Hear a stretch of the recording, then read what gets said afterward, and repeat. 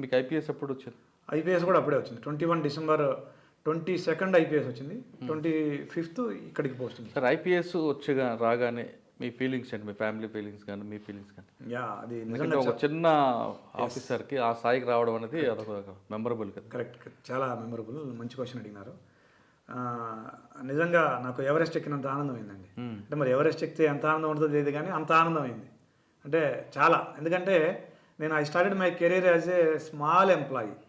ఒక టీచర్గా ఒక స్టార్ట్ చేసి, ఒక డిఎస్పీగా పనిచేసి, తర్వాత అడిషనల్ ఎస్పీగా పనిచేసి నేను పడ్డ కష్టం అంటే దాదాపుగా ఎన్నో నిద్రలేని రాత్రులు, అంటే డ్యూటీలో భాగంగా ఎన్నో, అంటే నైటు 2ంటికి 3ంటికి వెళ్ళడం, వెహికల్ చెకింగ్ చేయడం, పోలీస్ స్టేషన్లు చెక్ చేయడం, తర్వాత సమ్మక్క సారక్క లాంటి జాతరలు అయితే 5 రోజులు నిద్రపోకుండా పనిచేయటం, తర్వాత రోజుకి 600-700 కిలోమీటర్లు జర్నీ చేసిన సందర్భాలు కానీ, తర్వాత లాస్ట్ 10 ఇయర్స్లో ఈ పడ్డ స్ట్రగుల్, తర్వాత ఫస్ట్ నుంచి గ్రూప్ 1 సాధించడానికి వీటి కోసం పడ్డ స్ట్రగుల్. మధ్యలో సివిల్స్ రాసి ఆగినట్టున్నారు కదా?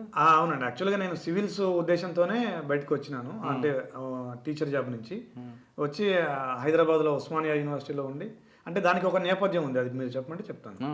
ఎస్, నేను ఫస్ట్ టీచర్గా సెలెక్ట్ అయ్యాను. సెలెక్ట్ అయిన తర్వాత ఐ వాజ్ సాటిస్ఫైడ్, ఎందుకంటే 98లో టీచర్ అనేది it's some good sort of job. Okay, life settle అనే ఫీలింగ్ ఉండేది.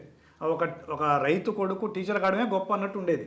సో అప్పటికే ఒక ఊర్లో ఒక ఇమేజ్ మనకి ఆ టీచర్ అయిండు. అది ఏజ్ ఆఫ్ 21 ఇయర్స్, కొద్దిగా ఓసీలో ఉండి 21 ఇయర్స్కి టీచర్ ఏంటంటే కొద్దిగా ఉంది. దాన్ని ఒక 2-3 ఏళ్ల తర్వాత మా పాత లెక్చరర్, మా ఇంటర్మీడియట్ లెక్చరర్ ఒకసారి కలిసి ఆయన నన్ను తిట్టినాడు. ఏమి ఇంకా నువ్వు టీచర్గానే ఉన్నావు, నీకున్న కొద్దిగా అంతో ఇంతో నీకు నాలెడ్జ్ ఉంది కదా, నువ్వు వై డోంట్ యూ ట్రై అని అన్నాడు ఆయన. సో నాకు అప్పుడు కొద్దిగా స్టార్ట్ అయ్యి ఐ స్టార్టెడ్ రైటింగ్ ఎగ్జామ్స్. నేను బీఈడీ ఎగ్జామ్ రాశాను, ఇన్ సర్వీస్. దాంట్లో 2nd ర్యాంక్ వచ్చింది.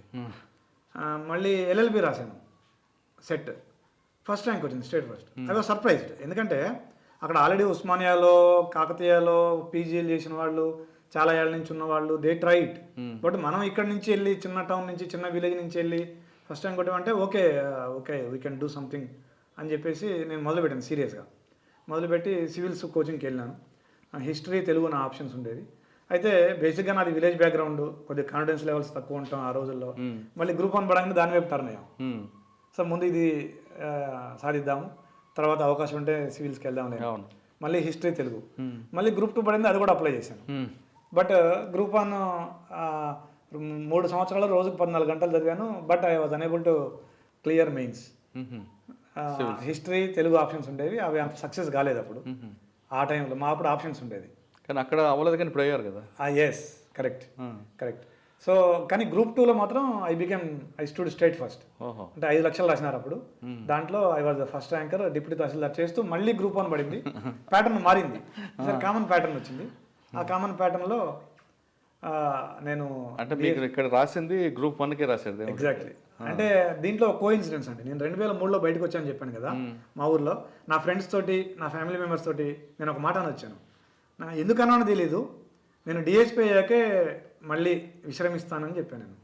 నేను డిఎస్పీ అయ్యే వరకు విశ్రమించను, అంటే మరీ ఊళ్ళోకి వస్తాను కాదు, ఊళ్ళోకి వెళ్ళాను అనుకోండి, బట్ డిఎస్పీ అయ్యి వస్తాను తిరిగి.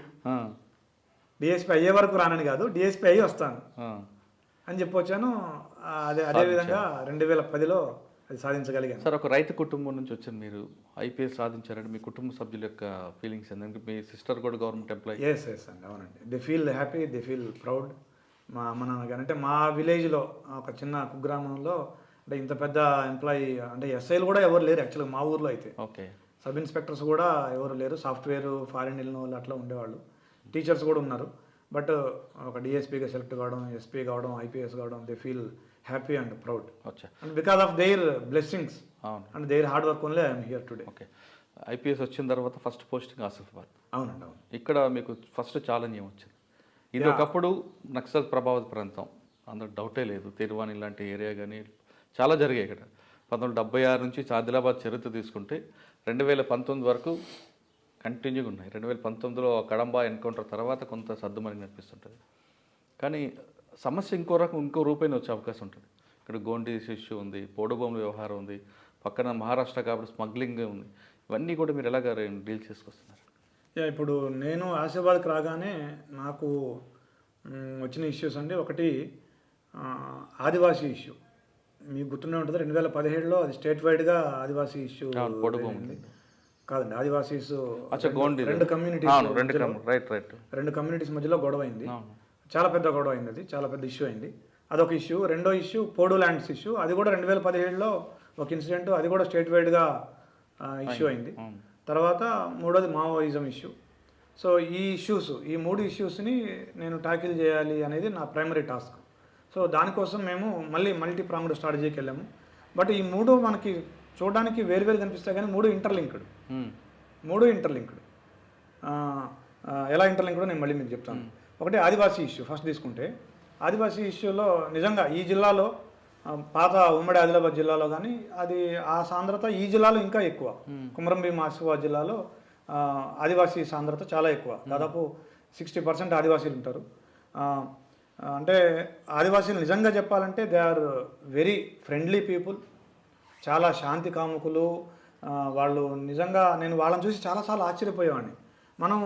మనం సివిలైజ్డ్, మనం అడ్వాన్స్డ్ అని చెప్పుకుంటాము, బట్ మనలో లేని చాలా మంచి లక్షణాలు వాళ్ళలో ఉన్నాయి. ఎట్లా అంటే మేము ఏదైనా విలేజ్కి వెళ్తాము, విలేజ్కి వెళ్ళి ఒక పిల్లల కోసం ఒక 10 బిస్కెట్లు తీసుకెళ్ళాం అనుకోండి, ఎగ్జాంపుల్ 15 మంది పిల్లలు వచ్చారనుకోండి, అందరూ కూర్చొని ఆ 15 పంచుకుంటారు. అంత మంచి లక్షణాలు ఉన్నాయి వాళ్ళ దగ్గర. మరి మిగతా వాళ్ళు పడిపోతారు కదండి, మిగతా వాళ్ళైతే ఎగబడతారు. అవును. సో అట్లాంటి మంచి లక్షణాలు. నేను ఏ ఊరు పోయినా అది నిత్యకృత్యం.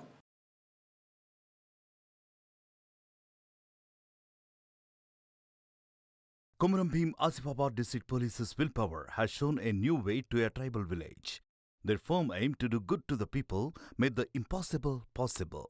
If the police do good work, they will win the hearts of the people, so that the people will join the police.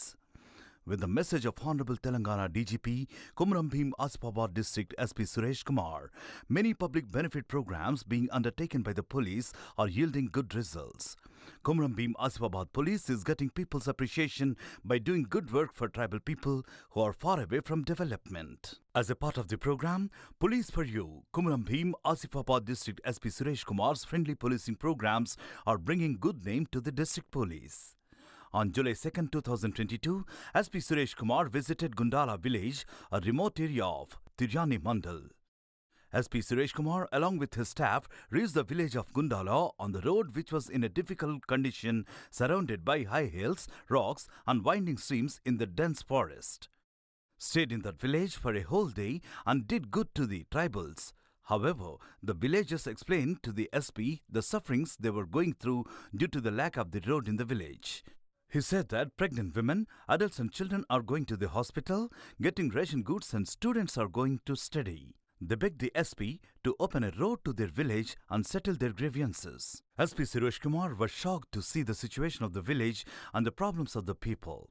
Being a son of a farmer, SP Suresh Kumar, who knows the plight of the poor people, immediately spoke to ACP Acheshwar Rao, DSP Srinivas, Rebana CI Alam Narendra, Tiryani SCI CH Ramesh. The lower level police officers agreed with the SP's determination to do good to the people. On the orders of the SP, the police officials have started the operation for the construction of the road, which is very difficult.